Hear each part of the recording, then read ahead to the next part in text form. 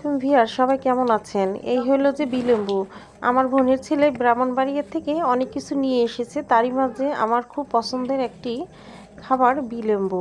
এই বিলেম্বু আমি কিছু মাছ দিয়ে রান্না করব, কিছু আচার বানাবো। তো যাই হোক, কড়াইতে সরিষা তেল দিয়ে 2টা শুকনো মরিচ আর তেজপাতা দিয়ে কিছুক্ষণ ভেজে নিয়ে এবার আদা 1 চামচ বাটা দিয়ে দিলাম, রসুন 1 চামচ বাটা আর দিয়ে দিয়েছি সাদা সরিষা বাটা দিয়ে সামান্য একটু ভেজে নিয়ে 1 চামচ হলুদের গুঁড়া 1 চামচ মরিচের গুঁড়া দিয়ে কিছুক্ষণ কষিয়ে নিলাম ভাজা ভাজা করে।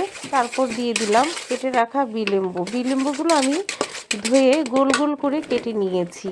সেই বিলেম্বু কিছুক্ষণ কষিয়ে নিয়ে তারপর দিয়ে দিলাম সামান্য লবণ আর প্রায় 400 গ্রামের মতো চিনি দেওয়ার ফলে অনেক পানি ধরে গেছে, কড়াই ভরে পানি হয়ে গেছে, তাই আমি চুলার জালটা হাইয়ে দিয়ে দিলাম। অনেকক্ষণ জাল করে দিয়ে দিলাম ভিনেগার দিয়ে কিছুক্ষণ নাড়াচাড়া দিয়ে তারপর দিয়ে দিলাম শুকনো মরিচ ভেজে গুঁড়ো করে দিয়ে দিয়েছি। তারপর দিয়ে দিলাম পাঁচফোড়নের গুঁড়ো দিয়ে কিছুক্ষণ জাল দিয়ে একদম আঠালো আঠালো ভাব হয়ে গিয়েছে, তারপরে নামিয়ে নিলাম। শাশুড়ি মা খেয়ে বলল, তো মাশাল্লাহ অনেক মজা হয়েছে।